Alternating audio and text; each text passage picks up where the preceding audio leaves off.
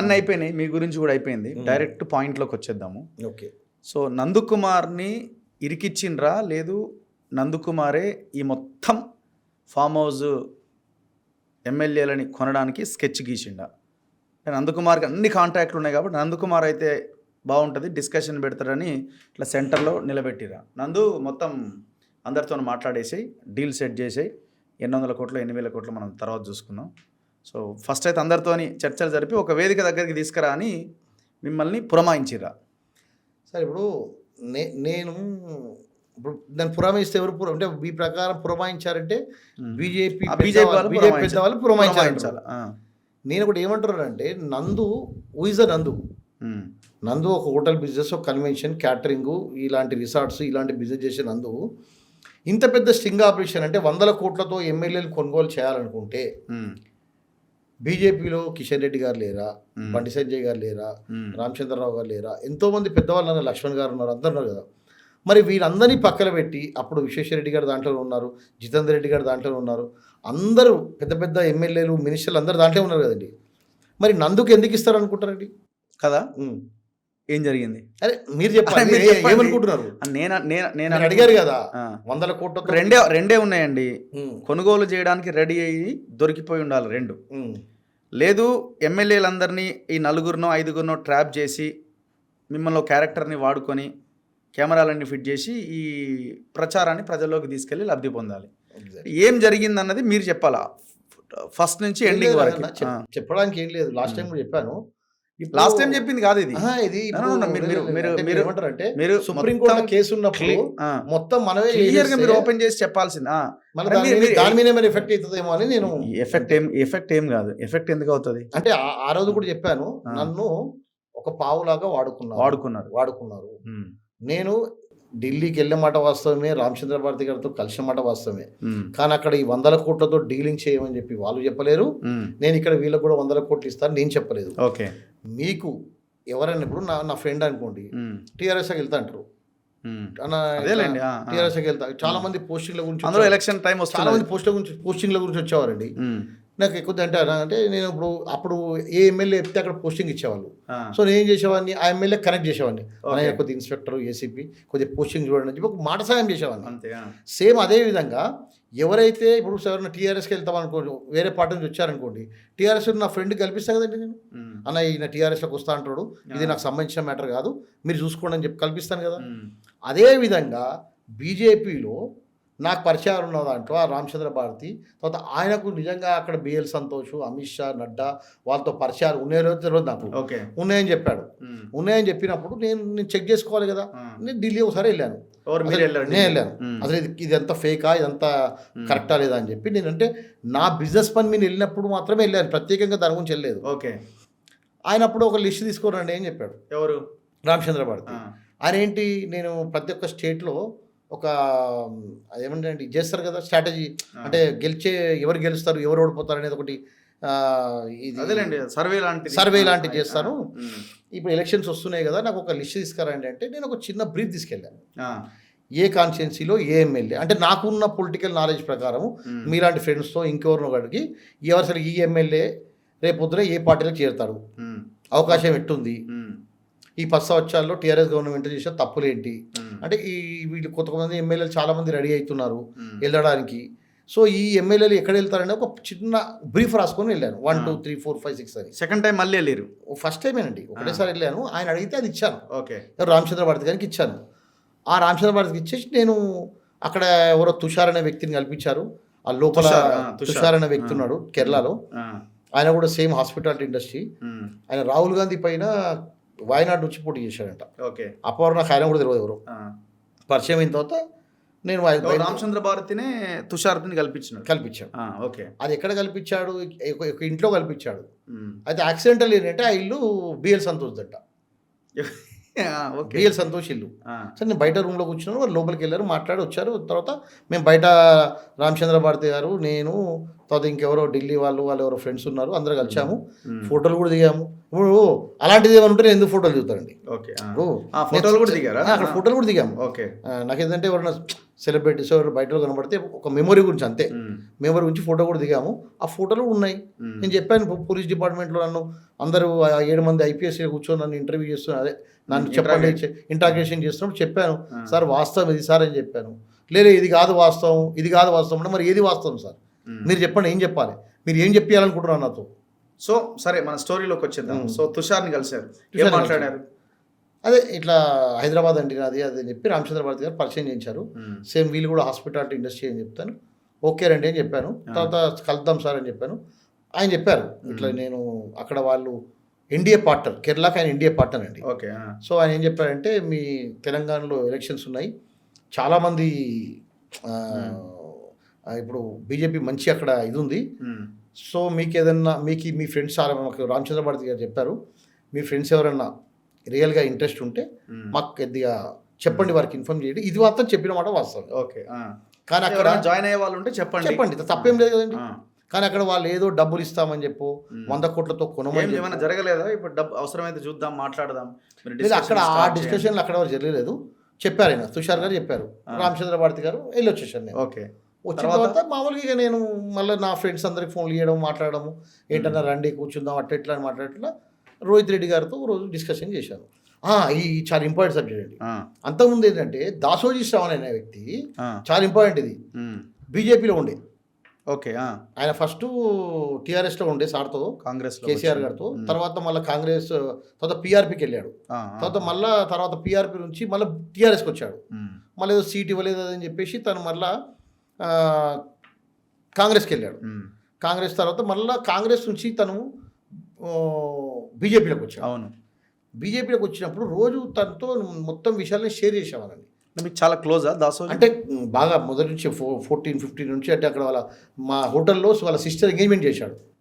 Okay, అంటే already he is also in BJP కాబట్టి మీరు బీజేపీ. తర్వాత అక్కడ మామూలుగా తన ఇంటికి వెళ్ళేటప్పుడు సాయంత్రం టైంలో ఒక అరగంట కూర్చొని కాఫీ తాగడము, ఏదన్నా అట్లా పార్టీ చేసుకోవడం అట్లా చేసుకుంటే ఏంటన్నా విశేషాలు అవి ఇవి డిస్కస్ చేస్తుండే. సో అక్కడ చాలామంది వచ్చేవాళ్ళు, చాలామంది డిస్కస్ చేసేవాళ్ళం. నేనే ఏంటన్నా మీకు ఎట్లా ఉంది పరిస్థితి అంటే, లేదన్నా బీజేపీ అసలు అర్థం కావట్లేదు నాకు, అది ఇది అని చెప్తే, అరే ఉండండి అన్న, మీరు రోజు ఒక పార్టీ మారితే మార్కెట్లో వాల్యూ ఉండదు. ఇంకోటి ఏంటంటే మీ మీద ఒక మార్కెట్లో ఒక బ్లేమ్ ఉందండి పాప ఆయన మీద. డైరెక్ట్ ఆయన చెప్పాను, మరి మేబీ హట్ అయ్యాను అన్నట్టు. ఎందుకంటే ఆయన ఎటు వెళ్తే అటు పార్టీ మునిగిపోతుందంట. ఆ విషయం కూడా తనకు చెప్పాను, ఎందుకంటే ఓపెన్గా ఉంటా కదా అన్న, ఇట్లా అంటున్నారు మార్కెట్లో, మీరు రోజు ఒక పార్టీ చేంజ్ చేయకండి. మీరు కాంగ్రెస్కి వెళ్తే కాంగ్రెస్ పోయింది, మళ్ళీ బీజేపీకి వెళ్తే బీజేపీ పోయింది, మళ్ళీ టీఆర్ఎస్కి వెళ్తే టీఆర్ఎస్ పోయింది, ఈ విధంగా బ్లేమ్ అవుతున్నారు అని చెప్తే, లేదన్నా నేను ఉంటాను అని చెప్పి అన్నాడు, బీజేపీలో ఉంటా అన్నాడు. మొత్తం నాతో డిస్కస్ చేసేవాడు. సో ఇదంతా చెప్పి మీరు రామచంద్ర భారతి, నేను రామచంద్ర భారతి, ఇదంతా చెప్పి ఎవరెవరు కలిసి ఎవరు మాట్లాడు అన్ని విషయాలు చెప్పాను. నాకు తెలిసి ఇప్పుడున్న నాకు సమాచారం ప్రకారము తను రాత్రికి అండి, అంటే 16వ తారీఖు రోజు నాతో మాట్లాడాడు. 17వ తారీఖు రోజు పొద్దున్నే తను రాత్రి 1 గంటల వరకు మాట్లాడినవాడు, పొద్దున్నే సడన్లీ వెళ్ళి టీఆర్ఎస్లో కలిశాడు, అదే బీఆర్ఎస్లో కలిశాడు. నేను స్టన్ అయ్యాను. భయమేం కాలేదు, చెప్తే ఎట్లా లేదు, నేనేం చెప్పలే కదండి. అంటే ఏముంది చెప్పడానికి, అక్కడ సీక్రెట్స్ ఏం లేవు కదా. అరే ఇంత సడన్ డిసిషన్ తీసుకున్నాడు ఏంటి అని ఫోన్ చేశాను ఒక రోజు. ఫోన్ ఎత్తాడు. 18th రోజు నేను మా కజిన్ శివకుమార్ గారు ఉంటారండి, తను కూడా హరీష్ రావు గారికి చాలా దగ్గర వ్యక్తి. తన ఇంట్లో కూర్చొని నేను డిన్నర్ చేస్తున్నప్పుడు తను వచ్చాడు. అక్కడ మరి అక్కడ ఉన్నాను ఎలా తెలుసా నాకు, ఇది చాలా ఇంట్రెస్టింగ్ మ్యాటర్. నేను శివకుమార్ దగ్గర కూర్చొని డిన్నర్ చేస్తున్న సంగతి తనకి ఎట్లా తెలిసిందో తెలియదు. హోటల్ అది ఇల్లేనా? ఓకే, వచ్చాడు. వచ్చి నేను శివకుమార్ గారి దగ్గర కూర్చున్నప్పుడు శివకుమార్ కూడా అడిగాడు, ఏంటి నీ మీద ఇది వస్తున్నాయి మార్కెట్లో పేరు వస్తుంది, ఏంటి ఏమన్నా ఈ బీజేపీ పీఆర్పీ బీఆర్ఎస్ ఇవన్నీ ఎందుకు, నీకు ఏ పార్టీకి సంబంధం లేదు కదా, మరి నీ పేరు బయట వినబడుతుంది, జాగ్రత్త చూసుకో అది అని చెప్పాడు. నేను లేదన్నా నేను అటువంటిది ఏం చేయట్లేదు, లేదు రోహిత్ వీళ్ళందరూ మహేందర్ రెడ్డి వీళ్ళందరూ మీకు అంతా ఫ్రెండ్సే కదా, మరి అటువంటిది ఏదైనా ఉంటే గిట్ట చూసుకో జాగ్రత్త. అప్పుడే దాసోజీ శ్రావణ్ గారు వచ్చారు. దాసోజీ శ్రావణ్ గారు వచ్చి అన్న ఏంటి అది ఇదని మాట్లాడిన తర్వాత తను దాసోజీ శ్రావణ్ గారు కూడా ఏంటి సీఎం గారు మీకు ఫోన్ చేశారని చెప్పి శివకుమార్ గారికి 2 సార్లు అడగడం జరిగింది. అడిగిన తర్వాత శివకుమార్ గారు ఓకే. ఆయన వెళ్ళిపోయారు ఇక దాసోత్సవం వెళ్ళిపోయాడు. వెళ్ళిపోయిన తర్వాత నాకు కొద్దిగా అనిపించింది. నేను అతనితో డైరెక్ట్ అన్నా దాసోత్సవంతో, ఏంటన్నా ఇట్లా సడన్లీ చేంజ్ అయిపోయారు. లేదన్నా అంటే, ఏంటి 10 కోట్లు తీసుకొని పార్టీ చేయమని చెప్పి మార్కెట్లో అంటున్నారు. బీజేపీ వాళ్ళ బ్లేమ్ ఇది. నాకు అంతకుముందు ఒక ఇద్దరు బీజేపీ వాళ్ళు కలిశారు. 10 కోట్లు తీసుకొని చేంజ్ అయ్యాడు దాసోజీరావు అని చెప్పి ఒక బ్లేమ్ చేస్తున్నారు, మరి చూసుకో అని చెప్పి తనకి చెప్పడం జరిగింది. లేదన్నా మనకెవరు ఇస్తారన్నా బీసీ బిడ్డలు అన్నా. అసలు బీసీ బిడ్డలకు ఈ 10 కోట్లకి ఏం సంబంధం ఉందని అడిగా. తర్వాత తనతో ఇది కూడా చెప్పా, మార్కెట్ ఇట్లా రోజు ఒక పార్టీ చేంజ్ అయితే బ్లేమ్ అవుతారని అని చెప్పా. మేబీ మరి తను పార్టీ చేంజ్ చేయడానికి కారణం అదేనేమో అనుకుంటున్నా. మేబీ అంటే అనుకుంటున్నా, ఓకే, నాట్ కన్ఫర్మ్ అనుకుంటున్నా నేను. తను కేటీఆర్ దగ్గరికి వెళ్ళి, అంటే మీరు చెప్పిన ఇన్ఫర్మేషన్ని కొంచెం వాటర్ మీరు చెప్పిన మీరు ఆయనకు చెప్పిన ఇన్ఫర్మేషన్ అంటే చేరవేసి ఉండొచ్చనా అని అనుకుంటున్నాను నేను. నా ఎక్స్పెక్టేషన్ అది. నేను ఏదైతే మాట్లాడినో తను అంటే మొత్తం బ్రీఫ్గా చెప్పడము, ఇట్లా నందకుమార్ అనే వ్యక్తి ఇట్లా ప్రయత్నాలు చేస్తున్నాడు, ఇట్లా మాట్లాడుతున్నాడు అని చెప్పాడో, వాళ్ళకి ఏం చెప్పాడో, వాళ్ళు ఏం అర్థం చేసుకున్నారో. తర్వాత ఇంకా వాళ్ళ దగ్గర మూడో కన్ను ఉంది కదన్నా, మూడో నేత్రం ఉంది కదా, ట్యాపింగ్. మూడో కన్నుతో నా ఫోన్ ట్యాపింగ్ చేయడం, తర్వాత ఎమ్మెల్యే ఫోన్లో ఆల్రెడీ ట్యాపింగ్లో ఉన్నాయి, నా ఫోన్ ట్యాపింగ్ చేసి సరే శ్రవణ్ గారు చెప్పినారు. అది ఒక భాగం, అది నడుచుకుంటూ వెళ్తున్నది, దాని వెనకాల కాన్స్పిరసీ అది మీ మీద స్టార్ట్ అయిపోయింది. కానీ యువతలో మీరేం చేస్తున్నారు? నాకు తుషార్ని కలిసి వచ్చిన తర్వాత కజిన్ కూడా అంటే ఇండైరెక్ట్గా నాకు క్లూ ఇచ్చాడు, నేను అర్థం చేసుకోలేకపోయాను. అంటే ఏంటి మార్కెట్లో నీ పేరు వినబడుతుంది, జాగ్రత్తగా ఉండు అని చెప్పాడు. ఓకే, నేను అటువంటిది ఏం చేయట్లేదు. అంటే ఇప్పుడు నేను దొంగతనం చేస్తున్నప్పుడు నేను భయపడవానండి. నేను అతనితో ఆర్గ్యుమెంట్ చేశా, అసలు నేనేం చేస్తున్నానన్నా, నేను అటువంటి నాకేం పార్టీలతో ఈరోజు సంబంధం లేదు కదా, నేనేం చేస్తున్నా, నేను భయపడాలి నేను అని అన్నా. అప్పటికే ఇంటెలిజెన్సీకి నా ఫోన్ నెంబర్ పోవడము, ఎస్ఐబి చీఫ్ ప్రభాకర్ రావు గారికి, ఐన్యూస్లో శ్రవణ్ గారు నా ఫోన్ ట్యాపింగ్ చేయడము, ఇవన్నీ జరుగుతున్నాయి. సో నేను ఎవరెవరితో మాట్లాడుతున్నా, రామచంద్ర బాబుతో ఏం మాట్లాడుతున్నా, రోహిత్ గారితో ఏం మాట్లాడుతున్నా, సింహయాస్తో ఏం మాట్లాడుతున్నా, అన్ని వాళ్ళు రికార్డింగ్ చేసుకోవడము, ఈ ఫోన్లని ట్యాపింగ్ చేయడం. సరే, తర్వాత ఏం జరిగింది? మీరు వచ్చి రోహిత్ని కలిసినారా ఒక టైంలో? ఒకరోజు నేను పైలట్ రోహిత్ రెడ్డి గారు కాల్ చేశాను. అన్న ఏంటి పరిస్థితి అని. మాకు ఒక బిజినెస్ రిలేషన్ ఉందనుకోండి, మాకు వాళ్ళ బ్రదర్కు నాకు రిలేషన్ ఉంది. సో రోహిత్ అన్నకు నాకు ఒక 2015 నుంచి పరిచయం. సో మేము రెగ్యులర్గా పార్టీలు చేసుకోవడము, మంచిగా ఫ్రెండ్ అనమాట, అదే బ్రదర్గా ఉంటామన్నమాట. ఇంట్లో చేసుకున్న టైంలో ఆయనకు అడిగాను ఏంటన్న పరిస్థితి అంటే, నేను మీ ఇంటికి వచ్చి మాట్లాడతానన్నా, ఫోన్లో వద్దు అని చెప్పి వచ్చి ఇంటికి వచ్చాడు. ఇంటికి వచ్చి మాట్లాడడం జరిగింది. నేను మరి నాకు ఇట్లా ఢిల్లీలో ఒక రామచంద్ర భారతి అనే వ్యక్తి కలిసిండు, మీకు పరిచయం చేయమంటే మరి పరిచయం చేస్తాను, మీకు ఏమైనా ఉంటే మీరు చూసుకోండి, ఎందుకంటే పాలిటిక్స్ నాకు సంబంధించింది కాదు అని చెప్తే, సరే అన్న మాట్లాడిపోయండి అని చెప్పారు. సో తను చెప్పడం జరిగింది. మీరు రోహిత్కి మీరు ఇన్ఫర్మేషన్ చెప్తే, రోహిత్ గారితో నేను డిస్కస్ చేశాను, నేను పార్టీ మారుతావా ఏంది అని. పార్టీ మారుతావు కదా, నాకు ఇట్లా బీజేపీలో రామచంద్ర భారతి అనే ఒక వ్యక్తి కలిసిండు, తనేదో మొత్తం అందరూ పరిచయం అని చెప్తున్నాడు నాకు, మోడీ గారి దగ్గర నుంచి, అమిత్ షా దగ్గర నుంచి, బిఎల్ సంతోష్, నడ్డా అందరు పరిచయం అంటున్నారు, కానీ నేను చూడలేదు. అంటే ఆయన అన్నాడు, మరి ఒక పని చేయండి అన్న, మీరు ఫస్ట్ కన్ఫర్మ్ చేసుకోండి నిజంగా అతనికి అంత సీన్ ఉందా లేదా. అంటే హీఈస్ రెడీయా జంప్ అవ్వడానికి? రోహిత్ జంప్ అవ్వడానికే లేదా కానీ మీరు కన్ఫర్మ్ చేసుకోండి అన్న, అప్పుడు నేను మాట్లాడతాను అన్నాడు. నేను ఢిల్లీకి వెళ్ళి వచ్చిన తర్వాత మళ్ళీ కాల్ చేశాను రోహిత్ గారికి. కాల్ చేసినప్పుడు తను నన్ను, సరే అన్న నేను వస్తున్నాక వాళ్ళకి కలిసి మాట్లాడదాము అని చెప్పి తను అప్పుడు రావడం జరిగింది. ఇంకా రెగ్యులర్గా నా ఆ హోటల్కి రావడము, నా ఇంటికి రావడము, అట్లా మీటింగ్ పెట్టడం జరుగుతుంది. కానీ ఇంకా ఇంత కాన్స్పిరసీ నడుస్తుంది. ఎవరెవరిని కలిసినారు ఇంకా ఆ తర్వాత? మీరు ఒక లిస్ట్ ప్రిపేర్ చేసి వాళ్ళకి ఇచ్చినారు కదా. నేను లిస్టులో నాకు పరిచయం ఉన్న అందరూ రాశానండి. ఎవరెవరు చెప్పినారు? నేను రాసిన రోహిత్ రెడ్డి గారు కాదు, రస్మై బాలకృష్ణ గారు, అంటే చింత ప్రభాకర్ గారు, నాకు పరిచయం ఉన్న ఎవరు ఉంటే వాళ్ళు అందరు చెప్పారు. నేను రాసుకున్న లిస్టులో నేను రాసుకున్న సంగతి వాళ్ళకి తెలియదు.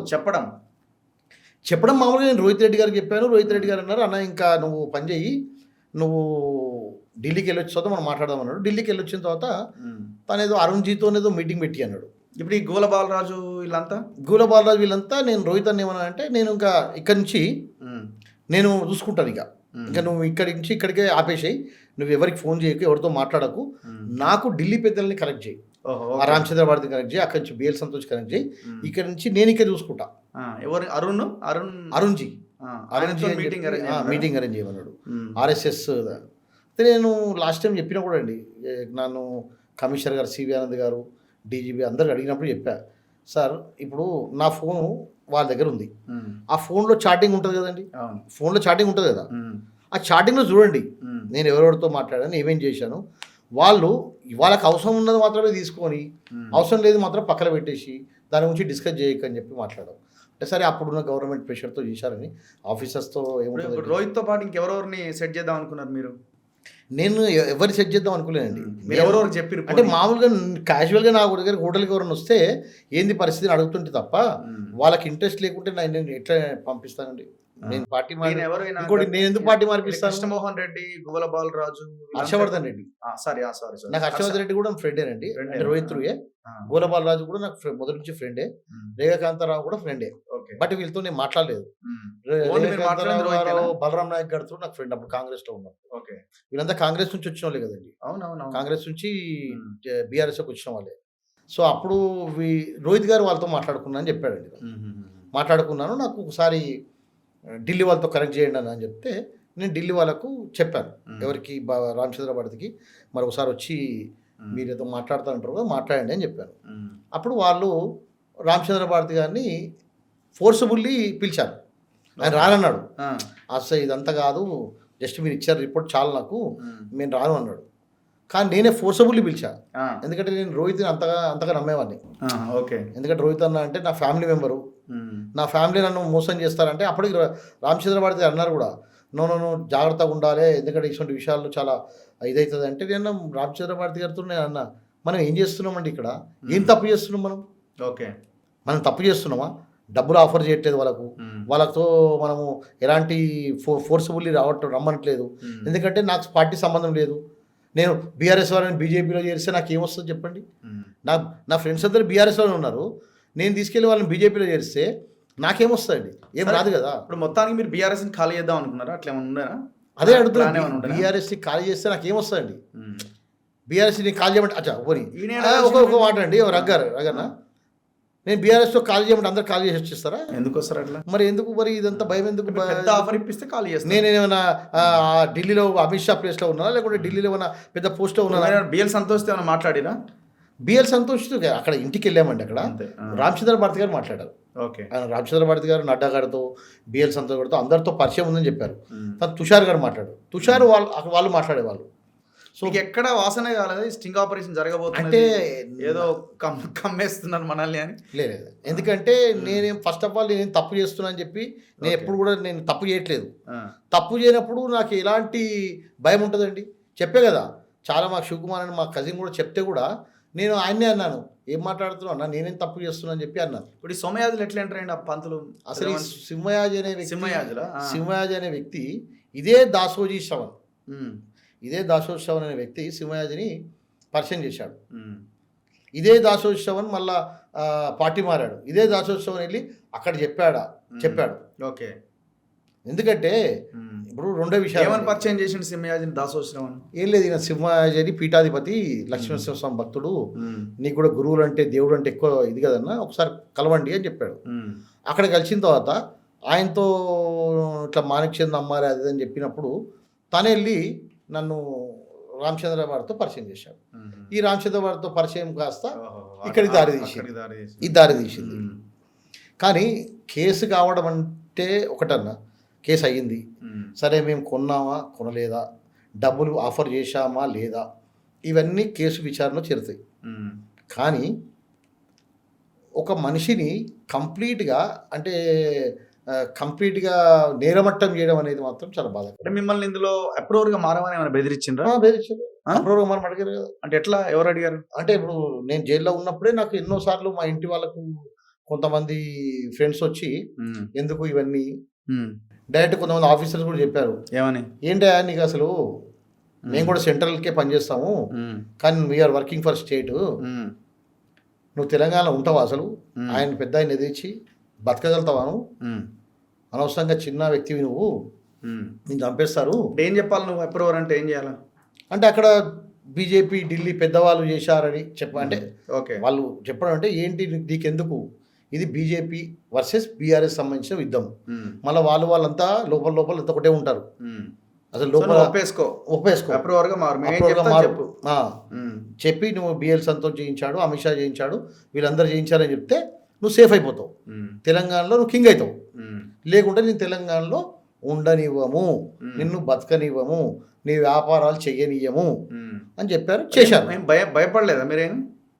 భయపడడానికి ఎన్ని రోజులు ఉన్నారు జైల్లో? నా లైఫ్ నా చేతిలో లేదు కదా. ఎన్ని రోజులు ఉన్నారు జైల్లో? 79 days ఉన్నాం. 79 days ఉన్నారా? 79 days. బెయిల్ కోసం ఏం ప్రయత్నం జరగలేదా? అంటే బెయిల్ గురించి అంటే ఇప్పుడు ఫామ్ హౌస్ కేసులో ఏసీబీ కోర్టు ఇచ్చిన తీర్పు తప్పు, కరెక్ట్. హైకోర్టుకి వెళ్ళాము. హైకోర్టులో కూడా విచిత్రమైన తీర్పు ఇచ్చారు. ఎట్లా అంటే కింది కోర్టుని సమర్థించుకుంటూనే ఈ మమ్మల్ని రిమాండ్కి పంపించారు. అది మా ఫ్రెండ్ ఏం చేశారంటే ప్రతాప్ గౌడ్ అనే వ్యక్తి తను తీసుకెళ్ళి నన్ను సుప్రీంకోర్టుకి వెళ్ళాము. మేము దాన్ని ఛాలెంజ్ చేశాం సుప్రీంకోర్టులో. సుప్రీంకోర్టు ఛాలెంజ్ చేసినప్పుడు సుప్రీంకోర్టు నుంచి జస్టిస్ గవాయ్ అండ్ శ్రీ నాగరత్న గారు మంచి ఒక జడ్జిమెంట్ ఇచ్చారు. అసలు 41 CRP ఇవ్వకుండా మీరు ఎట్లా చేస్తారు, దీంట్లో ఏముంది ప్రైమా ఫైసియా, ఇది ఏం కేసు, అసలు సెక్షన్ ACB 8PC ఎట్లా అవుతుందని చెప్పి డబ్బులు ఎక్కడ అసలు హైకోర్టుని కూడా వాళ్ళు తప్పుపట్టారు. అసలు ఏముందని చెప్పి హైకోర్టు మీ దీంట్లో అరెస్ట్ చేసి అంటే వీళ్ళని రిమాండ్కి పంపించింది, కరెక్ట్ కాదు, రిలీజ్ చేయమని చెప్పింది. నేను రిలీజ్ చేసి ఇలా బయటికి వస్తున్నప్పుడే మళ్ళీ చెంచలగూడ పోలీస్ స్టేషన్ దగ్గర ఒక 20-30 మంది పోలీస్ జీబులు ఉన్నాయండి. డైరెక్ట్గా ఇలా వచ్చి ఇలా పట్టుకొని అలా టాస్క్ ఫోర్స్ వాళ్ళు లోపల వేసుకొని వెళ్ళిపోయారు. నేను అసలు ఏంది ఎక్కడ వెళ్తున్నామో అర్థమవుతలేదు. నా బ్యాగ్ పట్టుకొని వచ్చా మళ్ళీ తీసుకెళ్ళిపోయారు. మళ్ళీ జైలు వేసిరా? జైలు కాదు, మళ్ళీ పోలీస్ స్టేషన్ తీసుకెళ్ళడం. నేను అసలు నన్ను కిడ్నాప్ చేసి చంపేస్తున్నారా, అసలు ఏం చేద్దాం అనుకుంటారు వీళ్ళు అని మళ్ళీ నేను తీసుకెళ్ళి బంజారాస్ పోలీస్ పెట్టి ఇంకో కేసులో రిమాండ్ పంపించింది మళ్ళీ సాయంత్రానికి. మళ్ళీ బయటికి వెళ్తే మళ్ళీ రిమాండ్. సో నాకు అర్థమైంది ఏంటంటే కంప్లీట్గా నా మీద ఒక పెద్ద కుట్ర జరుగుతుంది. మీరు అప్రూవర్గా మారేంత వరకు మిమ్మల్ని ఎగ్జాక్ట్లీ. ఇప్పుడు ఫస్ట్ రిక్వెస్ట్ తగ్గలే కదా టోటల్గా ఎక్కడ కూడా తగ్గడానికి ఏమి లేదు. నేను అప్రూవర్గా మారి ఏం చేయాలి? ఇప్పుడు లేనిది ఉన్నట్టుగా చెప్పడము, మళ్ళీ అప్రూవర్గా ఇప్పుడు ఆల్రెడీ అప్పటికే మొత్తం నా వ్యాపారాలు మా ఫ్యామిలీ మొత్తం నీలమట్టం చేసేసారు. చేసేతో అది ఇంకేముంటుందండి ఇంకా. అది ఇప్పుడు ఫామ్ హౌస్ లోపలికి ఎంటర్ అవుతప్పుడు కూడా మీకు ఏం డౌట్ రావడం అట్లాంటిది ఏం లేదా? మంచి ఇట్లా టిక్ టాక్ తయారయ్యి రోహిత్ అన్న రమ్మంటే వెళ్ళిపోయామండి. అంతేనా? భోజనానికి రమ్మంటే వెళ్ళిపోయాము. రామచంద్ర ఏ క్షణంలో మీకు డౌట్ రాలేదా ఇదేదో ఆపరేషన్ జరుగుతున్నదని? ఎక్కడ కూడా అయితే అక్కడికి వచ్చి టాస్క్ ఫోర్స్ వాళ్ళు వచ్చి పట్టుకొని చెక్ చేస్తున్నప్పుడు కూడా అసలు గోల బాలరాజు కానివ్వండి, రోహిత్ అన్న కానివ్వండి ఆస్కార్ అవార్డులో నటించారు. Oscar level. నన్నే అడుగుతున్నా అన్న ఏంటిదంతా ఏమవుతుందన్న అని. ఎమ్మెల్యే గోల బాలరాజు గారేమో మేము ఎమ్మెల్యేని తెలవదానికి అని చెప్పి ఈయన భయపెట్టడము, రోహిత్ అన్న ఏమో అన్న నాకు టెన్షన్గా ఉందనడము. అది నేను ఏదన్నా స్టీఫెన్ రవీంద్ర గారే మన మీకు నాకు కామన్ ఫ్రెండే కదా, ఫోన్ చేయండి, మేబీ వరకు ఏదో తప్పు ఇన్ఫర్మేషన్ వచ్చింటుంది చేయండి అన్న అని చెప్పారు. అంతలోపలనే వాళ్ళు అన్ని ఫోన్లు తీసేసుకోవడము, వాళ్ళని అక్కడ కూర్చోబెట్టడం, మమ్మల్ని ఇక్కడ కూర్చోబెట్టడము. తర్వాత అంతా స్టీఫెన్ గారు రావడం. స్టీఫెన్ సార్ కూడా నేనంటే సార్కు ఒక మంచి అభిప్రాయం ఉంది. వచ్చి what is this Nanda, your stuck very badly అన్నాడు. సార్ వాట్ సార్ ఏంటి సార్ నేనేం చేశాను సార్ అన్న. నో చాలా పెద్ద దాంట్లో ఇరికిపోయావమ్మా అన్నాడు. సార్ నేనేం చేయలేదు సార్, మీకు అన్ని విషయాలు తెలుసు కదా అన్న.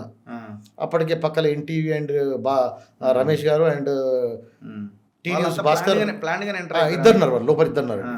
వాళ్ళు స్టీఫెన్ గారు ఎమ్మడబడ్డారు. ఇక సార్ మీకు అంతా తెలుసు అంట కదా, చెప్పండి అని చెప్పి ఆయన తప్పించుకొని వెళ్ళిపోయారు ఆయన.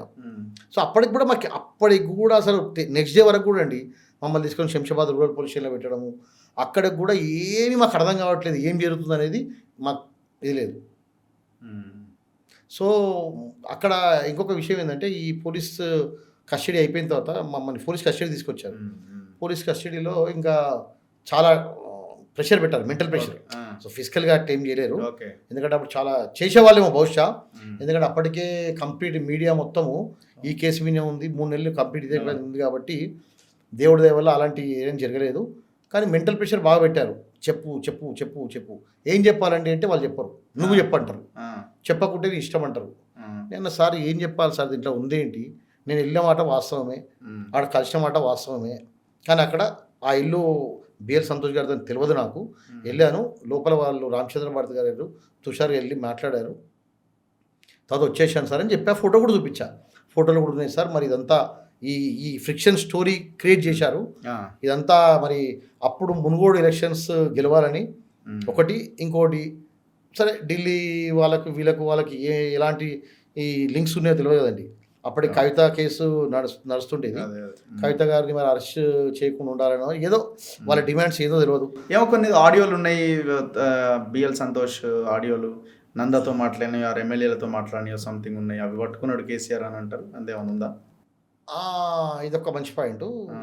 నాకు తెలిసి అంటే నేను లేను కదండి, నేను లోపల ఉన్నా కాబట్టి బయటకు వచ్చి మేము కూడా విన్న విషయాలే. నాకు ఒక వ్యక్తి వచ్చి ఏం చెప్పాడంటే, బిఎల్ సంతోష్ గారి దగ్గరికి నువ్వు వెళ్ళావు, నువ్వు బిఎల్ సంతోష్ గారితో మాట్లాడేటప్పుడు రికార్డింగ్ చేశావు, నేను అతనితో మాట్లాడేటప్పుడు రికార్డింగ్ చేశా, అది నా ఫోన్లో ఉంది, ఈ విషయము బీజేపీ వాళ్ళకి చేరదేశారు. ఎవరు అప్పుడున్న కేటీఆర్ కానీ వాళ్ళ టీం కానివ్వండి, ఇది నందకుమార్ దగ్గర ఫోన్ మా దగ్గర ఉంది, మా సెట్ పోలీసుల దగ్గర ఉంది, ఇందులో మొత్తం నందకుమారు అమిత్ షా గారి దగ్గరికి వెళ్ళాడు, బిఎల్ సంతోష్ దగ్గరికి వెళ్ళాడు, అన్నీ మాట్లాడినంతా రికార్డింగ్ చేశాడు, ఈ వీడియోలు బయటికి వస్తే మొత్తం మీ సెంట్రల్లో మొత్తం ఇది నేషనల్ ఇష్యూ అయిపోతుందని ఒకరు భయపెట్టించారని ఒకరు చెప్తున్నారు. సో అది ఎంతవరకు కరెక్ట్ అనేది నాకైతే కలవలే, నేను కలవలే, మాట్లాడలే. ఉంటే వదలరా అండి, ఇప్పటికీ సరే ఉన్నాయనుకోండి, ఉన్నాయండి వాళ్ళ దగ్గర ఉందిగా ఫోన్, నాది ఉన్నాయి, ఉంటే ఇప్పటికి వదులుతారండి, మొత్తం నేషనల్ మీడియాలో అవే ఉంటాయి కదా. ఇంకోటి, నేను మీతో ముగిసుకుని మాట్లాడుతున్నప్పుడు నేను రికార్డింగ్ ఎందుకు చేస్తానండి? ఓకే, రికార్డింగ్ ఏం కదా. ఎక్కడ మీకు కెమెరా కనపడలేదా మరి మీరు దాంట్లో ఫామ్ హౌస్లోకి ఎంటర్ అయిన తర్వాత? ఎక్కడ అంటే వాళ్ళు ఒక 1 వీక్ నుంచి ప్రిపేర్ అవుతారు కదండి, ఏసీ డస్ట్లలో పెట్టడము, ఫాల్ సీలింగ్ లోపల పెట్టడము, కొద్దిగా ఎమ్మెల్యేలు వాళ్ళ జేబులలో రికార్డర్స్ పెట్టుకోవడం, వాయిస్ రికార్డర్ పెట్టుకోవడము, వాళ్ళు దాన్నే అదే విధంగా ప్రాంప్ట్ చేయడం మాకు. అంటే చెప్పండి అన్న ఏంటి బీజే అంటే, నేను సైలెంట్గా కూర్చున్నాను, రామచంద్ర భారతి గారిని పరిచయం చేశాను, మీరు ఆ వీడియోలో కూడా చూడండి, ఎక్కువ మాట్లాడలే, ఎందుకంటే వాళ్ళు మాట్లాడుకుంటున్నారు కాబట్టి నేను మాట్లాడలేదు. వీళ్ళు రామచంద్ర పూజ అంటున్నారు, పూజ విషయం మాట్లాడామండి. ఈ సింహాజీ వచ్చారు కదా, సింహాజీ గారు ఒక సామ్రాజ్య లక్ష్యం పూజ చేద్దాం అనే కాన్సెప్ట్ తీసుకొచ్చాడు. ఏంటంటే తెలంగాణ బాగుండాలి, అంటే దాని గుర్రాలు చాలా పెద్ద యాగం అనమాట, అది చేస్తే తెలంగాణ బాగుంటుంది, దానికి కేసీఆర్ గారినే ఎమ్మెల్యేస్ అందరూ వస్తారు కాబట్టి ఆయన వచ్చాడు, వచ్చి నేను కూడా వస్తాను వచ్చాడు, వచ్చి అంటే ఈ కేసు దానికి సంబంధం లేదా? అంటే ఈ సంబంధం ఏముందంటే, ఆయన ఈ రామచంద్ర భారతిని పరిచయం చేయించడము అంతవరకేనా. ఆయనకు కూడా ఏంటంటే ఏముంటుందంటే, ఇప్పుడు సనాతన ధర్మం తర్వాత ఏదో హిందువులు గోరక్ష ఇలాంటి కాన్సెప్ట్లో అందరికి చెప్పేవాడు ఆయన. సో టీఆర్ఎస్కి వ్యతిరేకంగా ఆయన కూడా ఏం లేదు, ఓన్లీ సనాతన ధర్మాన్ని రక్షించుకోవాలి, మన హిందూ ధర్మాన్ని రక్షించుకోవాలి, గోరక్ష చేయాలనే కాన్సెప్ట్లో వెళ్ళేవాడు. సో అది ఆటోమేటిక్ ఏమవుతుందండి, బికమ్ బీజేపీ అవుతుంది. సో అట్లా బీజేపీకి ఆయన ముద్రించారు. ఆయన ముద్రిస్తే పర్లేదండి, నాకు ఎటువంటి సంబంధం లేకుండా నన్ను ముద్రించారు. సరే ముద్రిచ్చిరు కరెక్టే, పోనీ నన్ను ఎవరన్నా ఈ రోజు వరకు ఎవరిని ఎందుకు కాపాడలే? ఇప్పుడు అందరూ మీ హోటల్కి వచ్చేటోళ్ళు కదా టీఆర్ఎస్ వాళ్ళంతా. అదే నాకు బాధ ఏంటంటే, మరి సార్కు కేసీఆర్ గారికి కానీ కేటీఆర్ ఫోటోలు ఉన్నాయి, చుట్టుపక్కలే ఉంటారండి. అదే సివిల్ సప్లై చైర్మన్ కానివ్వండి, ఇండస్ట్రియల్ చైర్మన్ బాలమల్లి గారు కానివ్వండి, మేయర్ కానివ్వండి, చాలా మంది ఉంటారు. అన్న అట్లా కాదు ఇది అని చెప్పేంత టైం మరి ఎవరు సాహసం చేయలేరేమో అనుకుంటా. మా కజిన్ కర్ణ ప్రభాకర్ కానివ్వండి, చాలా మంది ఉన్నారు. అంటే వాళ్ళకి పెద్ద టార్గెట్ ఉన్నది కదా, మీరు ఆయన ఏమైతే అయ్యండి కానీ మనకు మరి టార్గెట్ నెరవేరాలన్నది వాళ్ళ ప్లాన్ కదా. అది ఎగ్జాక్ట్లీ. అప్పుడు నాది పెద్ద లెక్క కాదండి వాళ్ళకు, నేను ఎమ్మెల్యే కూడా లెక్క కాదు, ఎమ్మెల్యేలు పోయినా పర్లేదు, నందు పోయినా పర్లేదు, వాళ్ళ target they reach to the Delhi. అంతే, ఢిల్లీ టార్గెట్ ఉన్నప్పుడు ఈ గల్లీ మేమేమి అవుతుందండి, మేము పెద్ద లెక్కన వాళ్ళకు మమ్మల్ని ఏం చేయడానికైనా రెడీ ఉండేప్పుడు. నాకు తెలిసి అయితే నాకు ఒక ఇన్ఫర్మేషన్ ఏమొచ్చిందంటే, నన్ను సెకండ్ టైం జైలు వేసినప్పుడు ఇంకా వాళ్ళు పీడీ యాక్ట్ పెడదామని డిసైడ్ అయిపోయారు. అయితే ఈ వేరే కేసుల్లో నన్ను బంజారాల్స్ పోలీస్ స్టేషన్ తీసుకొచ్చారండి కస్టడీకి. ఓకే, తీసుకొచ్చినప్పుడు అక్కడ బంజారాల్స్ కస్టడీ ఎవరు చేయాలండి? బంజారాల్స్ పోలీసు వాళ్ళు చేయాలి, కానీ కస్టడీ ఎవరు చేశారు? సిట్ పోలీసు వాళ్ళు చేశారు. రామరాజేశ్వరి మేడం కొంతమంది వేరే ఐపీఎస్ వచ్చి చేశారు. నేను అన్నాను కూడా, అసలు ఈ ఏ కేసులో ఏ కేసు మాట్లాడుతున్నారంటే, లేదా నందకుమార్ ఇప్పటికైనా ఒప్పుకో, ఇప్పటికైనా ఒప్పుకో, మా దగ్గర మొత్తం ఇన్ఫర్మేషన్ ఉంది, నువ్వు ఢిల్లీ వెళ్ళినట్టుగా మాట్లాడినట్టుగా మా దగ్గర ఎన్ని ప్రూఫ్స్ ఉన్నాయి, ఓకే ఒప్పుకోకుంటే మాత్రం ఇంకా ఇబ్బంది పడతావు అని చెప్పారు. నేను ఒప్పుకోలేదండి. అంటే ఒప్పుకోలేదంటే ఉన్న విషయం ఇదే మేడం, చెప్పారు ఆల్రెడీ, ఇది కూడా ఈరోజు కూడా అదే చెప్తున్నా అని చెప్పారు.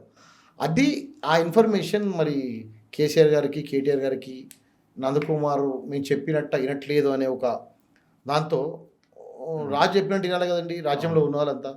సో దాంట్లో నన్ను టార్గెట్ చేశారు. ఇప్పుడు next- అప్పుడు ఇప్పుడు next- కరెక్ట్గా ఇదే సందర్భంలో ఈ సురేష్ బాబు, వెంకటేషు, కేసు. రానా వీళ్ళందరూ కలిసి, రానా కేటీఆర్ ఫ్రెండ్స్ అనుకుంటా, వీళ్ళందరూ వెళ్ళి వాళ్ళతో కూర్చోవడము. ఇక కేసీఆర్ గారు ఇచ్చారు ఆర్డర్, కేటీఆర్ గారు ఇచ్చారు ఆర్డర్, తెలియదు. అంటే ఇప్పుడు మీరు చెప్తే వింటలేరు, సో మిమ్మల్ని ఎట్లా టార్గెట్ చేయాలంటే మీ ఆస్తుల మీద పడాలన్నది ఒక ప్లాన్ వేసిరా. ఫస్ట్ నా మీద ఒక ఫ్రేమ్ చేశారు. నందకుమార్ ఒక దొంగ, ఒక ఈ చీటర్ అనే ఒక ఫ్రేమ్ చేయాలి. ఏం చేయాలి? అప్పటి వరకు 0 ఎఫ్ఐఆర్ నా పేరు మీద. ఈ నా 48 సంవత్సరాలు 49 సంవత్సరాల్లో ఒక్క ఎఫ్ఐఆర్ కూడా లేదండి. నాకు ఇంకెవరు ఎఫ్ఐఆర్ ఎవరు ఉంటే నేను వాళ్ళకి క్లియర్ చేస్తా. నా మీద ఒక్క ఎఫ్ఐఆర్ కూడా లేదు. ఎట్లా చేయాలి? ఇది ఫస్ట్ మొయినాబాద్ అనేది ఫస్ట్ నాకు మీద జరిగిన ఎఫ్ఐఆర్. దాని తర్వాత నా మీద 12 కేసులు బుక్ చేశారు. 12 SC ST case, drugs case, ఇట్లా చీటింగ్, హరాస్మెంట్, రకరకాల కేసులు బుక్ చేసి ఒక పీడీ యాక్ట్ పెడదామని నందకుమార్ మా మాట వినట్లేదు. పీడీ యాక్ట్ పెట్టాలి. పీడీ యాక్ట్ పెట్టి నందకుమార్ని 1 year వరకు బయటికి రానియొద్దు. ఎందుకంటే నందకుమార్ బయటికి వస్తే మళ్ళీ ఏదో మాట్లాడతాడు, వీడియోల ముందో ఆడియోల ముందో మాట్లాడితే మా మొత్తం స్టింగ్ ఆపరేషన్ అంతా, మేము జరిగిందంతా బయటపడుతుంది అనే ఆలోచనతో వాడిని జైల్లో పెట్టడము.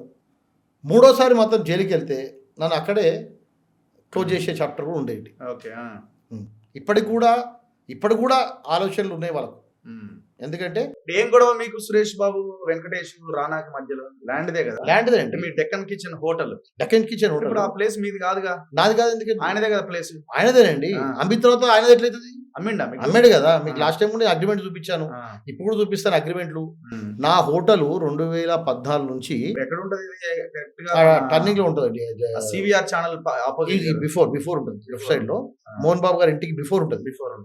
అక్కడ ఒక మంచి హోటల్ అండి. ఒక సుమారుగా నేను 10 కోట్లు 12 కోట్లు పెట్టి అప్పుడు పెట్టామండి, 14, 15, 16లో. తర్వాత దాన్ని మళ్ళా 2-3 సార్లు ఇదే సంతోష్ గారు వాళ్ళ వాస్తు ఆయన పంపిస్తే, ఎంపీ సంతోష్ గారు, ఎంపీ సంతోష్ వాస్తు ఆయన పంపించి ఆయన్ని రెనోవేట్ చేయించడము.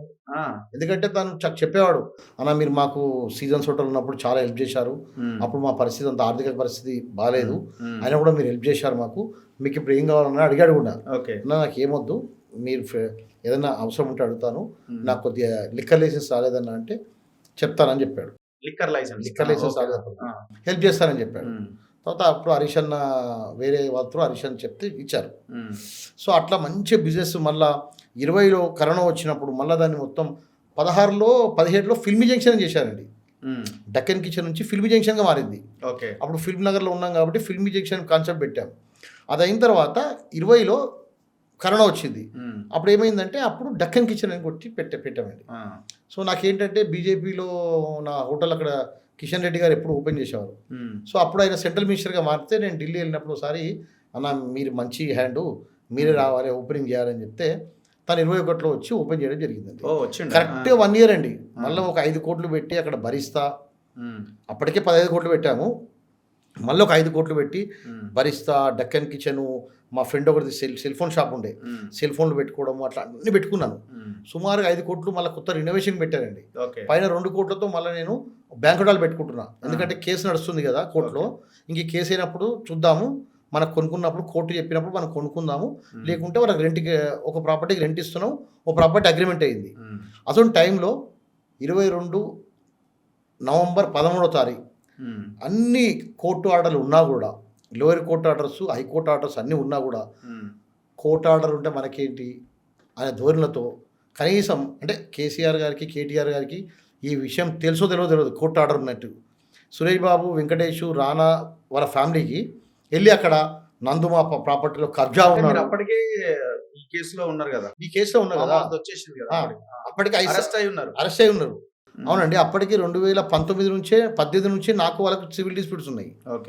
సివిల్ డిస్ప్యూట్స్ ఉన్నప్పుడు మరి అప్పుడు వచ్చి ఇట్లా బౌన్సర్లను పెట్టి అక్రమంగా ఖాళీ చేయించే పద్ధతి అప్పుడు చేయొచ్చు కదండి వీళ్ళు, అప్పుడు చేయలే.